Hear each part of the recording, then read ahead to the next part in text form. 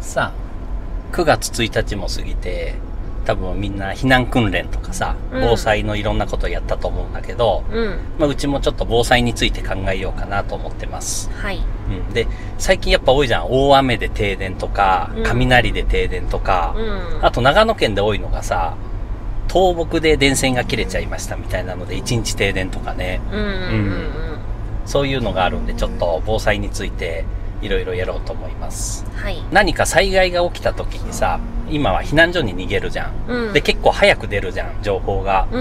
緊急避難とか、ね、線状降水帯でどうだこうだとかね。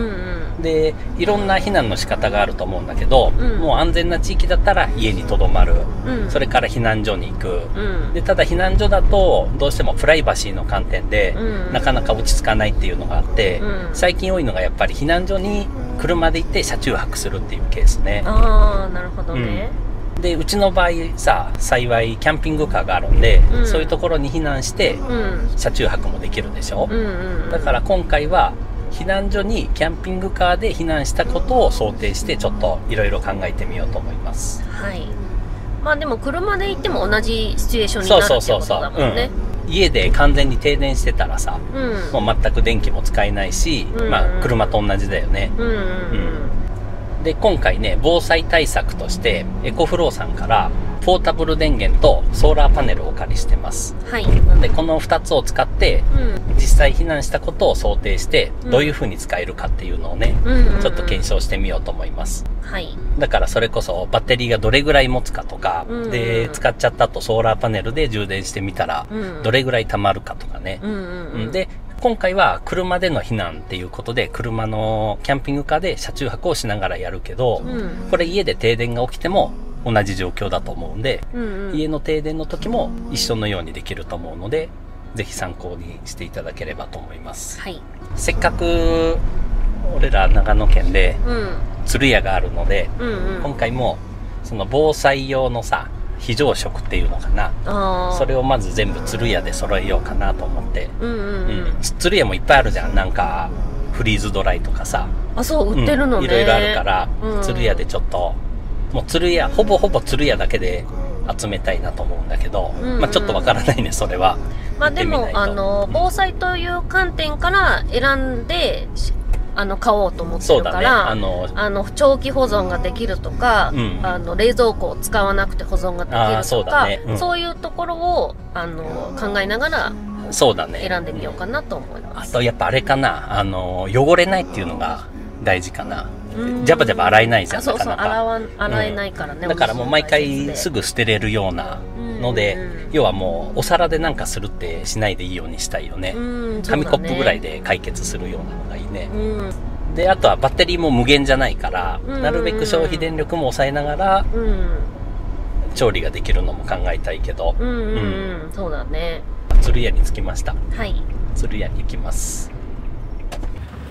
さあ、あるかな？あればいいんだけど、どうでしょうか。さあ、買えました。はい。もうささっと、5分ぐらいで買いました。まあ、本当のさ、今回は、疑似的な体験っていうところだから、いっぱいは買ってないんで、本来はもうちょっとちゃんと買って、お水とかも準備したりね、最低3日間って言ったかな、何日間かは準備しとかないとダメだっていう話なんで、今回なんかで言ったら夕飯と朝食とかをちょこちょこっとあるだけだから、まあちょっと足りないと思うんだけど、まあメインはね、ポータブル電源使ってどんくらいの消費電力かとかさ、そこら辺の検証がメインになるんで、まあいいでしょう。さあ、家に戻ってきました。はい。今日から使うのがエコフローのデルタ3ですね。はい。結構コンパクトで、持ち運びもしやすいから、こういう避難の時とかも便利かなと思います。で、重さがね、約 12.5 キロなんで、まあ男の人なら片手で持てるし、女の人でも両手で十分持てる重さなんで、こう避難の時に車に入れて持っていくとか、全然できるサイズです。はい。容量が 1024Wh だね。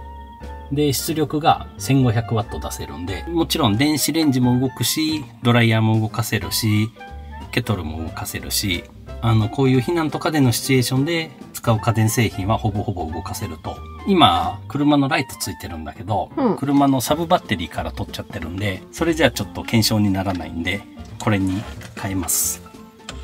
このライトの。ただの電球。LED だからね、これ。相当消費電力は小さいと思う。で、ちょっとこれに変えます。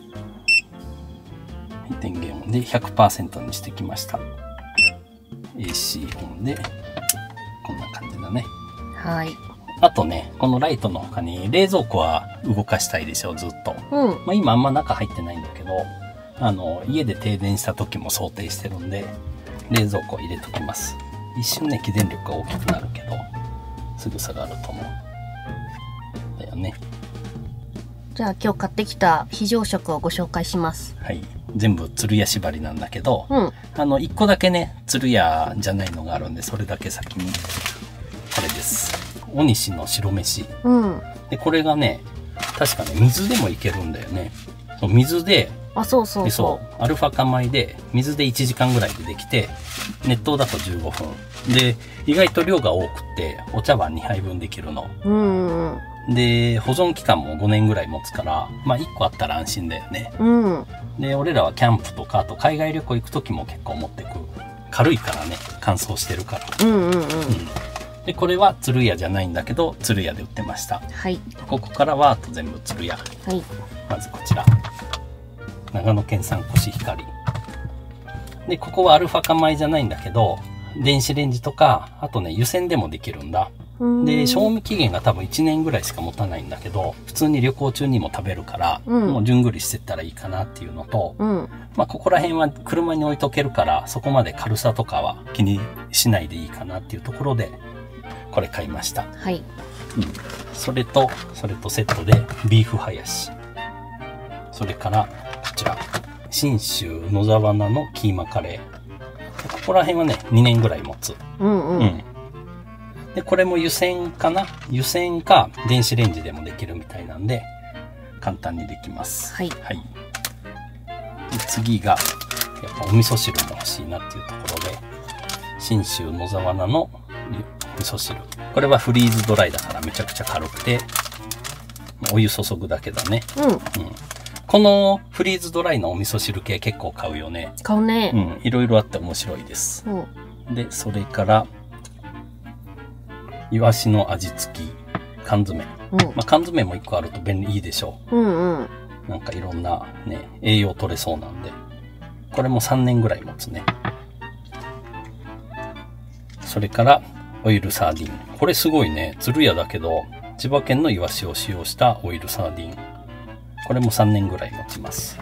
で、それから、なんかカルシウムを取った方がいいかなと思って、青さ入りのイワシのふりかけ。なんかイワシだらけだけど。本当だね。これもつるやオリジナル。で、あとね、なんか飲みたくなるじゃん。お水以外ね。なんかそう。で、玄米茶買っときました。で、これも簡単に溶けるっぽいんだ。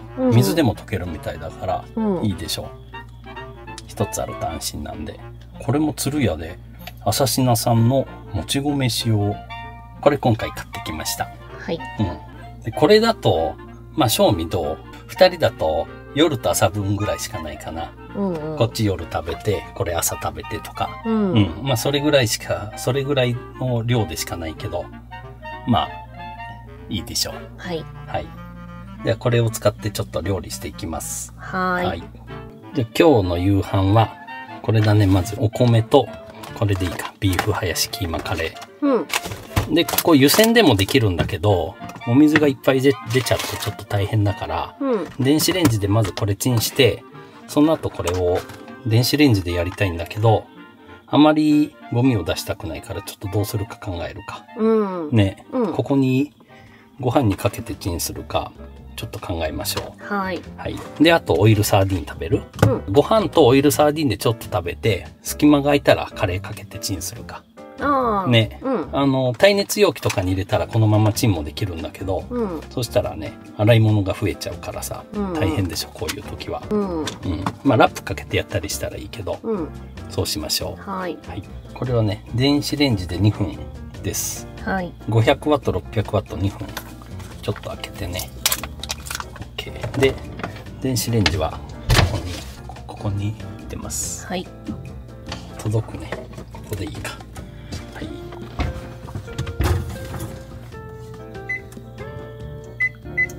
2分スタート。はい。どうでしょう。おお、すごい出てるね。1400ワット。まあ大丈夫だね。定格が1500ワットなんで余裕です。できました。3%、4% 減ったかな。あ、できてる？あ、できてる、できてる。熱っ。大丈夫。オッケー、1つ目。もう1つ。できました。90%、8% ぐらい使ったね。全く問題なしです。そしてめちゃくちゃ静かだな、これ。全くファンが回ってません。出してみよう。オイルサーディン。オイルサーディンでいいんだよね。だよね。オイルサーディンって米に合うのかな。いや、わかんない。どうやって食べるもんなんだろうね。ちょっと出してみよう。ね。あ、でもイワシだから美味しいんじゃない？本当？ちょっと前に座るんだけどさ。電気がね。そう、電気がここだけなんで。って今やってる。そうそうそう。ちょっとここに座りながら食べましょう。はい。半分ぐらい食べて、カレーを流して食べると。大変だね。まあいいじゃない。まあでもそうなるよね。本当に災害でこう避難してたら、なるべくゴミ出したくないもんね。いただきます。ふりかけいる？いい？美味しいよ、ご飯。それ初めてだ。おいしい。美味しい？へえ。オイルサーディンだからそこまで醤油味とかそういうのはないんだけど。塩味もないの？ちょっとしょっぱいくらいかな。でも美味しいです。アンチョビじゃないもんね。これ超美味しいね。なんか臭みが全くない。そうそうそう。すっごいうまい。じゃあ次カレーね。はい。今日は2人で1つでいいですか？いいね。なんでこっちちょっと食べてみたいじゃん。キーマカレー。野沢菜のキーマカレーにしましょう。何分くらい温めたらいいんだろうね。ね、もうこれが電子レンジで2分って言ってるから、もう出してたら1分ぐらいでいいよね。1分ぐらいでいいのかな。そうしないとお米がね、なんかパサパサになっちゃいそうだもんね。ちょっと半分ずつ出してみようか。ね、あ、すごい。見てこれ。うわ、すげえ、めちゃくちゃいい匂いする。うわ、うまそうだな。野沢菜めちゃくちゃ入ってるじゃん。ね。こういうのはやっぱりありがたいね。ね。簡単に美味しいものが食べれて。そして冷蔵庫動かしてるからさ、このゴミは冷凍できる。ね。ただそのオイルサーディンは無理かな。オイルだから固まらないかな。ね。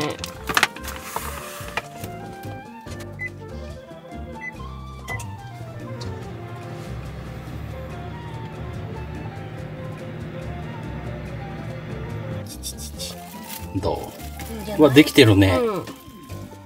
うわ、うまそう。いいじゃん。はい。次。何？すごいね、それ。リサイクル。いいじゃん。いいよ。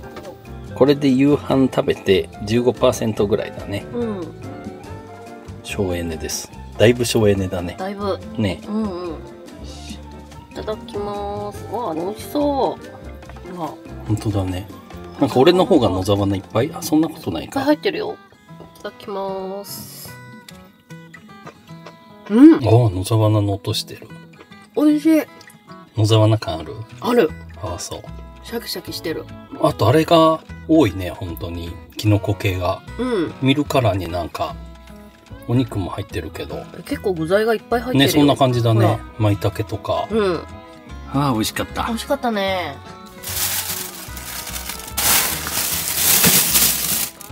冷凍庫はまだ何も入ってない。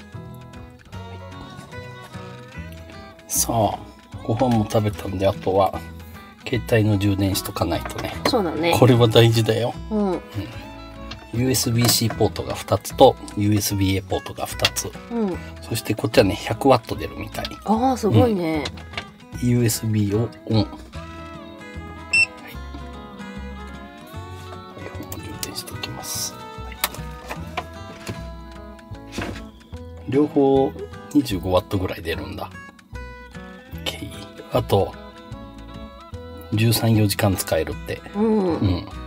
充電したりしながら、もう寝て、明日また朝ごはんだね。そうだね。で、多分朝ごはん食べたりしてたらまたここが減ってくるから。で、冷蔵庫は1日稼働させるからさ、もうちょっと減ってくると思うんで、明日は朝からソーラーパネルで充電しながらバッテリーに蓄電してやっていこうと思います。はい。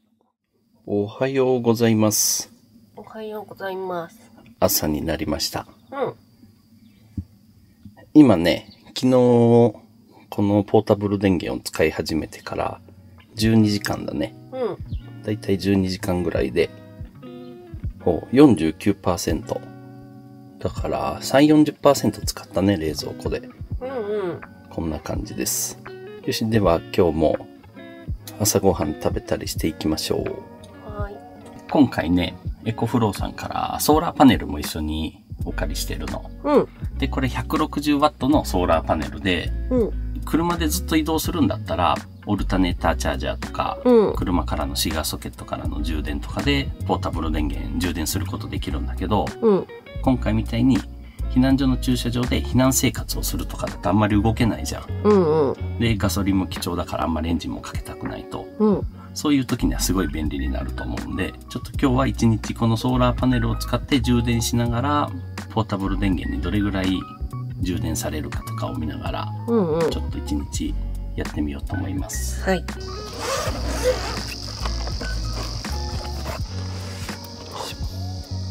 じゃあ広げてみるね。結構しっかりしてるね。これがいいね、とっても。すごいね。ワイヤーっていうか、鉄だね。しっかりしてる。今までのがさ、紙でさ、結構難しいんだよね、一人で立てるのが。角度調整もこう。あ、すごいな、これ。この張り具合でね。なんかベルクロとかじゃん、いつもは。ちょっと今冷蔵庫一回止めて、持ってきて、ここでどれぐらい充電できるかと。で、あとね、今日実際やるときは車の横に置いて、線、車の中に入れようか。なんでちょっとまた後で車移動します。で、こういう線は1個付属してます。こっちがアンダーソンの XT60 かな？そうだね。これがポータブル電源側で、こっちが MC4 と。で、ここはもう MC4 が出てるんで、こうです。はい。入力はここだね。ソーラーって書いてある。で、こっちが家のコンセントからの充電の時使うポートで、こっち側。で、11から60ボルトまで。で、15アンペアマックスです。はい、じゃあ入力してみましょう。はい。どうでしょう。120ワットぐらい出てるね。で、これでいくと6時間ぐらいで充電完了するみたい。こんな感じで設置しました。すげえ、130ワット出てるじゃん。こっちの方が日当たりがいいらしい。ポータブル電源も日陰に置いとけるからいいね。そうだね。怖いもんね、直射日光はね。暑くなっちゃうからね。そして今ね、冷蔵庫だけ入れといたんで、冷蔵庫が80ワットぐらい消費するから、実質50ワットぐらいか、入力が。さあ、朝ごはん食べますか？お腹減ったんで。朝ごはんはこれ。はい、まずお西の白米。これと、あとこれ。お味噌汁。お湯沸かしていくか。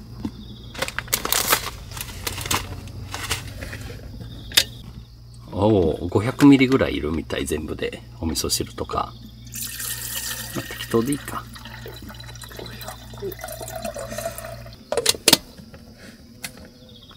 はい、どうでしょう。1175ワット。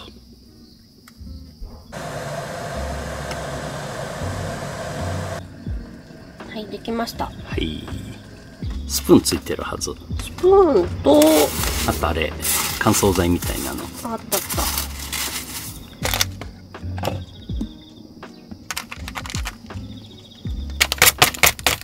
15分ぐらい待つのかな。どんな感じ？ああ、そう。これです。野沢菜のお味噌汁。うん。鶴屋倉詰味噌だって。あとこれも食べちゃおうかな。イワシ。うん。140じゃんもう。さっき140出てたよ。ねえ。うん。これでいくとあと5時間で充電満タンになります。まあだけどさ、冷蔵庫動いたりするからもうちょっと時間かかると思うけど。さあ、いいんじゃない？足りる？お湯。できてるね。いいね。あ、ふりかけあるよ。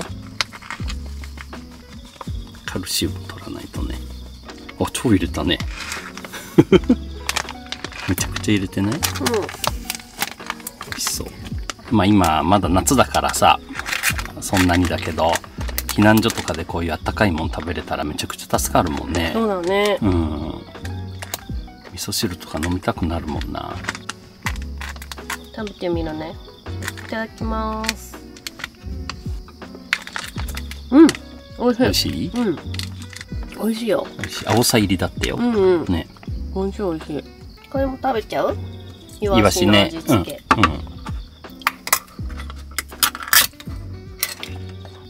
うん。お、美味しそうだね。いただきます。うん。美味しい？うんうん。美味しい。ああ、この味噌汁も美味しいな。うん。さあ、お腹いっぱいになったんで、ちょっとデルタ3のご紹介をさせていただきます。はい。このデルタ3っていうのがね、すべてにおいてちょうどいいんだよね。で、値段もね、結構安いの。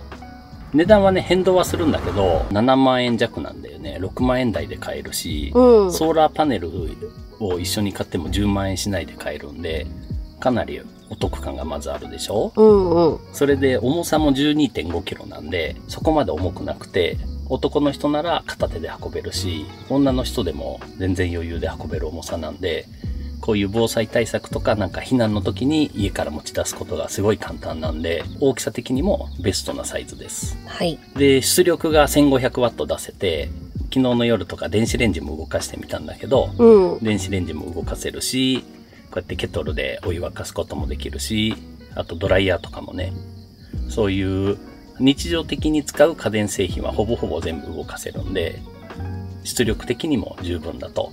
そして、容量がね、1kWh ぐらいなんで、まあ程よいね。本当にずっと長旅に出て、充電ができない環境とかだと、ちょっと容量は小さいかなと思うんだけど、うん、ソーラーパネルと併用したらもう今 5、6% 溜まってるでしょ？うんうん。だし、昨日の夜から使ってもまだ半分残ってて、うん、今も冷蔵庫ずっと動かしてるんだけど、うん、でそれこそ携帯の充電とかだったら昨日2台充電したけど、50W ぐらいしか出力しないから、うん、ずーっといろんな携帯充電したとしても、1時間あたり 50W。それで言ったら20時間ずっと充電できる計算になるでしょ？うんうん。で、今ソーラーだと 130W 入ってるから、うん、携帯充電してても 80W ずつ溜まるぐらいの感じなんで、携帯の充電とかだったらもうビクともしないぐらいの容量を備えてます。はい。いろんな面を考えて、最初の1台でこういう使い方をするのに一番最適な機種かなというふうに思う。で、USB-C のポートもさ、100W 出力できるし、うん、で、そういう避難の時とかもさ、車で行くならまだいいけど、余計なもんあんま持ってきたくないでしょ？うん、だからこの USB のポートも4つついてるし、コンセントも6口あるし、全部で13個の出力ポートがあるから、うん、いろんなアダプターとかを持ってかないでいいっていうのもメリットかなと考えます。うんうん、バッテリーの使用セルはリン酸鉄リチウムイオンバッテリーなんで、4000回以上の繰り返し充電が可能で、安定性も高いので、安全で安心して使えると。出力は 1500W で十分じゃん。うん。うん。で、容量に関しても、これ今 1kWh でしょ？うん。だけど、最大 5kW までエクストラバッテリーをつなげられるの。うんうん。ここにね、段積みできるの、上に。おー。そうしたら容量も大きくできるから、うん。それこそ、防災用で避難の時は1台だけ持っていくと。うん。で、それ以外で節電対策とか、なんか、車中泊とか、うん、家でオフグリッドで使いたいっていう時は、エクストラバッテリーを何個か買って使っとくと。うん、で、持ち出すときはそのうち何個だけ持ってってやるとかっていう使い方もできるかなと思います。はい。なんせ手軽に運べるから、まあ今回は防災対策で使ってるけど、うん、それこそ1泊2日のキャンプとか、うんうん、車で小旅行行くときに、このポータブル電源とケトルだけ持っていくとか、うんうん、もうこのセット持ってったらカップラーメンも作れるし、うん、お茶もコーヒーも飲めるし、そうだね。うん、特に冬ね、うんうん、で。あとちょっと寒い時に電気毛布使うとかね、うんうん、そういう使い方もできるんで、うんうん、防災対策はもちろんだけど、それ以外でも1台あるとすごい便利。この最初の1台にベストなデルタ3なんだけど、お得なキャンペーンやってるんだよね。そうそう。エコフロー楽天店舗で9月1日から9月11日まで一部の製品が最大 60% オフになります。視聴者の皆様には限定6000円割引クーポンもご提供いただけるようなので、ぜひ概要欄チェックしてみてください。セール期間中に視聴者限定のクーポンを利用してエコフロー製品をご購入いただいたお客様の中から抽選で1名様に購入金額全額キャッシュバックがあるみたい。すごいね。でさらに対象商品を購入いただくと素敵な特典もご準備いただいているので、ぜひ概要欄からチェックしてみてください。はい。ソーラーパネルのちょっと使用説明します。はい。こちらのモデル名が EF ホールド P160 の04。160W のソーラーパネルと。で、開放電圧が 21.3V。短絡電流 9.1A。すごい。効率が 25% だって。すごいね。で、重量がね、5.6kg です。収納してる時のサイズが 600×572 の厚みが 32mm。だから高さが 600mm だね。高さで、この短手方向が。で、今開いてる状態で、この状態で高さ、この短手方向が 600mm。で、幅が 1610mm。で、厚みが 25mm と。幅が 1610mm っていうところがすごいいいなと思って。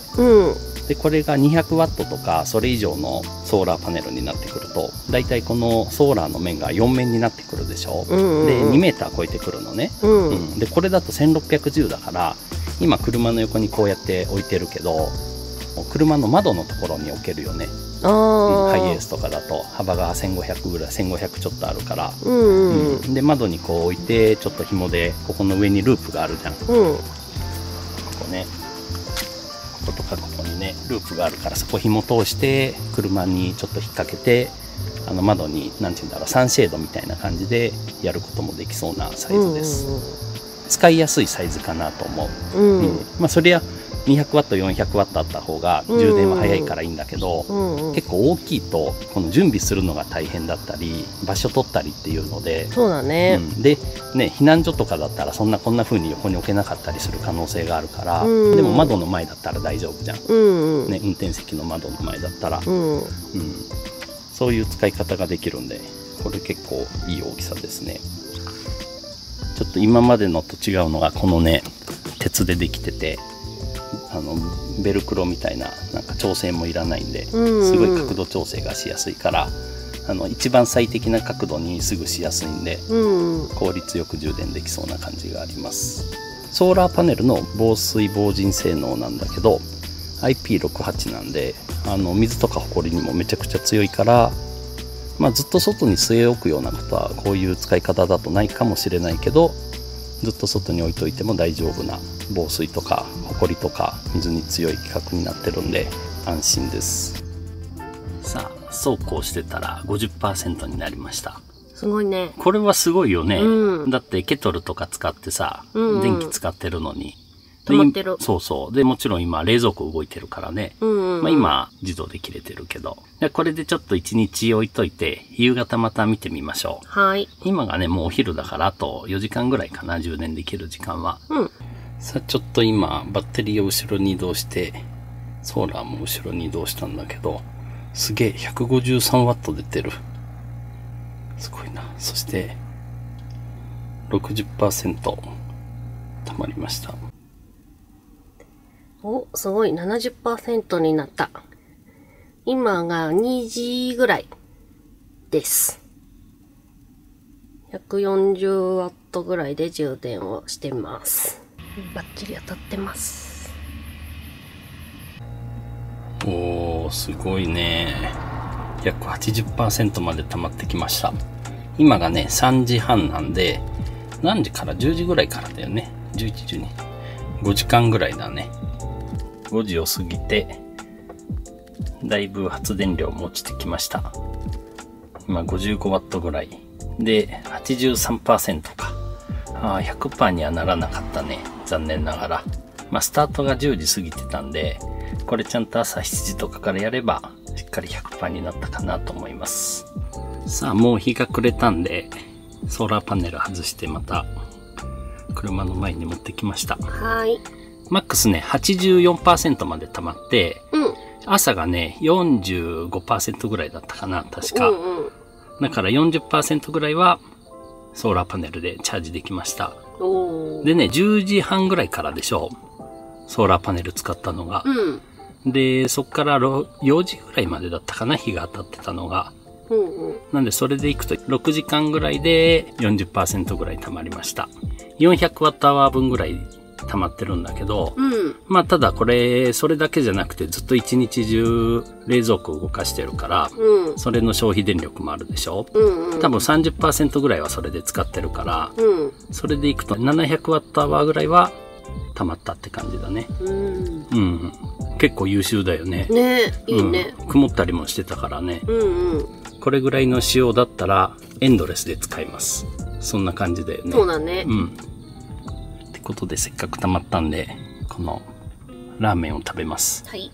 これは鶴屋じゃないけど、いいでしょう。すごいよね、このソーラーパネルってやっぱり。こういう風に滞在というかさ、動かない場合はめちゃくちゃ有効だよね。そうだね。スタート。そしてこの全部が大きすぎないっていうのがやっぱいいね。そうだね。こういうシチュエーションでは。やっぱ持ち運べないとちょっと不便だからね。そう。で、ポータブル電源もそうだし、やっぱこのソーラーパネルのこの容量、大きさがもうベストだね。こういう使い方では。今回使ったこのエコフローのポータブル電源なんだけど、この、アウトドアとかキャンプ、車中泊なんかで使うことももちろんなんだけど、この災害時にはやっぱりこう1台持ってると安心だね。安心だなっていうのがあると思います。で、耐久性と、あと充電速度がものすごく速くて、そうだね、速い。で、今回ソーラー使ったけど、AC の電源とかだともっと早く充電ができるんで。最初ね、その最初 20% ぐらいしかなくて、で、家のコンセントで充電したんだけど、1時間かかんなかったからね。そう。結構ね、早いんだよね。1300ワットで充電されてたよ。詳細はね、概要欄に貼っておくので、ぜひ見ていただいて、サイトに行っていただければなと思います。はい。お、湧いてきた。はい、できた。7% ほど減っちゃいました。ほんと電気っていうのは一瞬で使っちゃうよね。こういうポータブル電源とかさ、可視化されてるもんで初めてわかるじゃん。そう。なかなか家のコンセントで使ってたらわかんないからね、どんくらい使ってるかって。うまそう。じゃあいただきます。ちょっと防災には向いてないな。辛いしさ。喉乾いちゃう。喉乾くし、汗かいちゃうし。それで言うとトマトもそうかもしれない。そうだね。でも美味しいです。If you do want